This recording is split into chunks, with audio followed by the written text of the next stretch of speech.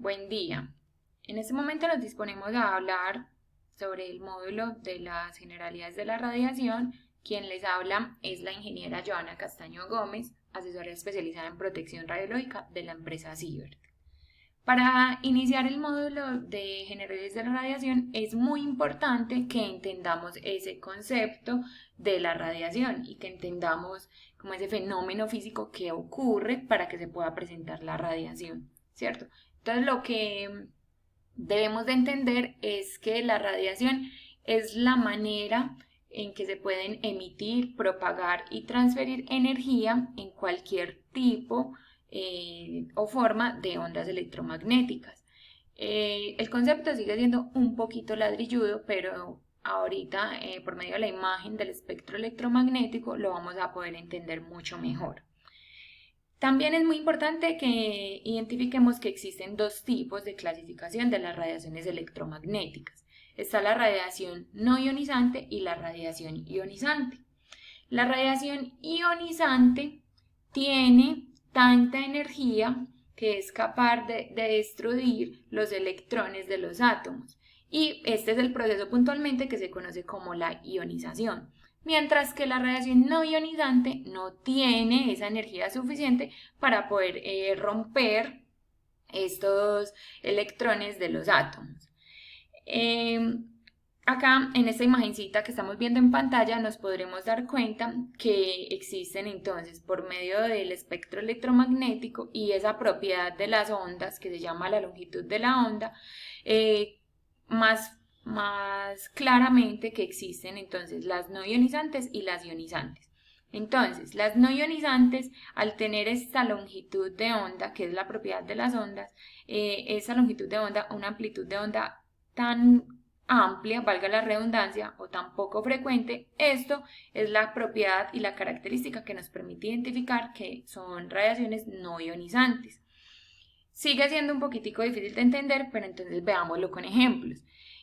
Un ejemplo de las radiaciones no ionizantes, las ondas del radio, las ondas del microondas, la luz infrarroja, la luz visible y la luz ultravioleta, que es lo que nosotros conocemos como los rayos solares, ¿cierto? También encontramos entonces la franja de las ionizantes y estas ionizantes sí son ya mucho más frecuentes, podemos verlo en este dibujo, que es donde ya encontramos entonces los rayos X o los rayos gamma y vemos que los rayos ultravioleta, que son los que nosotros identificamos como la luz solar, se encuentran como entre esa franja o ese límite entre lo no ionizante y lo ionizante. Pero entonces, por eso, nosotros cuando nos vamos a exponer a la luz del sol o a los rayos solares, tratamos de protegernos con lo que denominamos el bloqueador o el protector solar. Es por eso, entonces, que ahí ya empezamos a hablar sobre un concepto de la protección.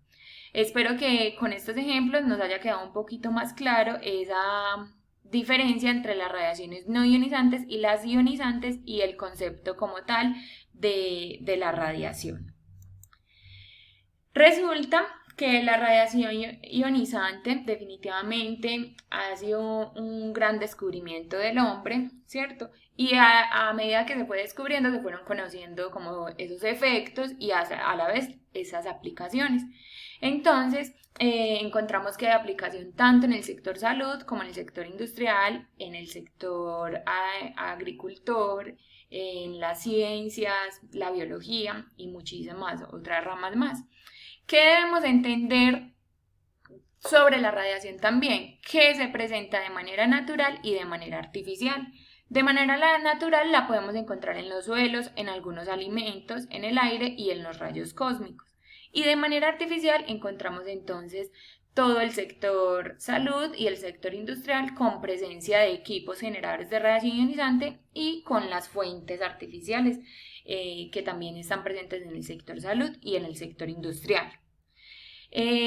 Resulta que de manera natural, esto lo denominaremos radiación de fondo natural, como su nombre lo indica, es radiación que se emite de manera natural.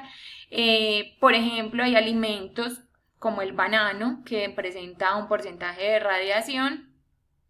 y esto se genera obviamente de manera natural. No quiere decir que vamos a dejar de consumir banano, porque ya han realizado estudios donde definitivamente no hay ninguna alteración en la salud, pero es importante que, como por cultura general, lo identifiquemos.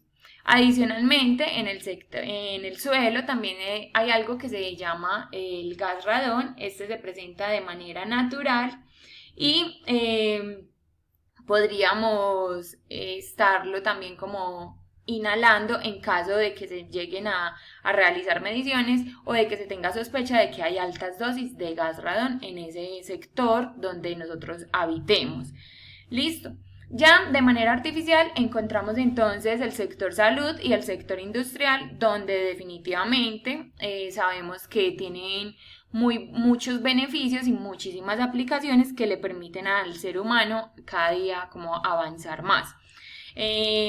Tenemos entonces en el sector salud todos los equipos para diagnosticar y para tener pues como imágenes diagnósticas y poder tratar algunas enfermedades, y en el sector industrial tenemos entonces equipos que nos permiten inspeccionar productos para el consumo humano o también tener otro tipo de aplicaciones. Ya lo que tiene que ver con el sector con el gremio de las fuentes radiactivas o fuentes artificiales, tanto en el sector salud como en el sector industrial, está más que todo para el tratamiento de las enfermedades con lo que tiene que ver con los radiofármacos. Y por ejemplo este equipo que encontramos acá, que son las fuentes artificiales, este es un densímetro nuclear que lo utilizan en el sector industrial o en el sector de la construcción para tomarle la densidad al suelo y poder tomar decisiones frente al así intervenir o no ese terreno. Listo. Este es un dato curioso que les traigo acerca del cigarrillo. El cigarrillo como tal sabemos que es una sustancia cancerígena, pero adicionalmente les cuento que como en su contenido sabemos que tiene una sustancia que se llama el tabaco. El tabaco pasa por un proceso de siembra y al ser sembrado le aplican una serie de fertilizantes para que el cultivo obviamente pueda salir adelante. Entonces esas hojitas de tabaco que están presentes en el cigarrillo quedan impregnadas de esos fertilizantes. Ese fertilizante tiene entre sus contenidos una sustancia que se llama el polonio 210, que es un isótopo radioactivo que obviamente tiene ciertas afectaciones en la salud. Entonces, por si de pronto en alguna de las personas que están presentes tienen el hábito o conocen a alguien que de pronto tenga el hábito, les contemos que no solamente el cigarrillo es una sustancia cancerígena, sino que también se está convirtiendo en una sustancia radioactiva. ¿Listo?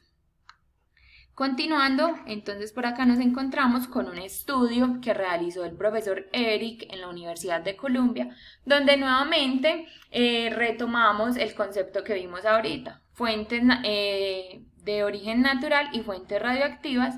En este estudio que realiza el profesor Eric, él nos cuenta o concluye que la vida en la Tierra se ha desarrollado en presencia de radiación. No es nada nuevo inventado por el hombre, sino que la radiación siempre ha estado acá, confirmando efectivamente que pues, la radiación se emite de manera natural y que también se ha tenido como cierto descubrimiento y se ha podido aplicar de manera artificial. En los estudios realizados se tienen estas cifras donde aproximadamente por radiación de fondo natural podríamos estar recibiendo 2.4 milisievert en el año aproximadamente, solo por el hecho de nosotros estar en ese momento presentes y pertenecer pues como a este planeta. Mientras que las radiación de fuente artificial o de origen artificial nos estarían aportando aproximadamente 0.417 milisievert en el año.